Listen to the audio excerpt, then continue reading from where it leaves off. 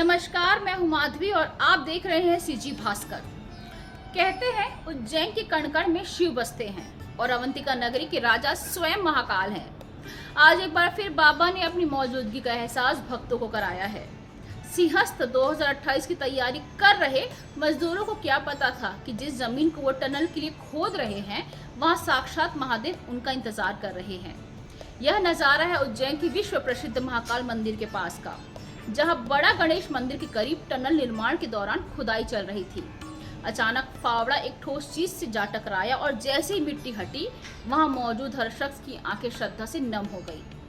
धूल और मिट्टी के बीच से प्रकट हुए देवादिदेव महादेव। जी हाँ, खुदाई के दौरान एक प्राचीन और बेहद ही सुंदर शिवलिंग प्राप्त हुआ है। मशीनों के शोर के बीच काम कर रहे कर्मचारी उस वक्त भाव विभोर हो गए जब उन्होंने अपने सामने महादेव को पाया। काम रोक दिया गया, शोर थम सा गया और शुरू हुआ भक्ति का सिलसिला।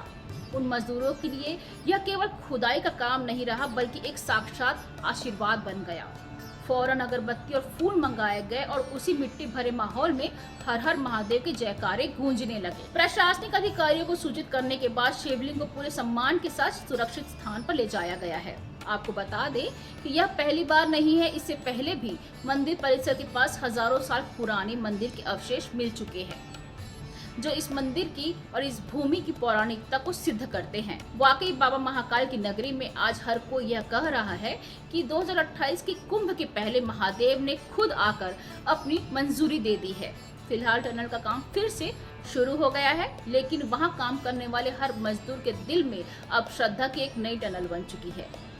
ऐसी ही खबरों के लिए बने रहिए सीजी भास्कर के साथ। धन्यवाद।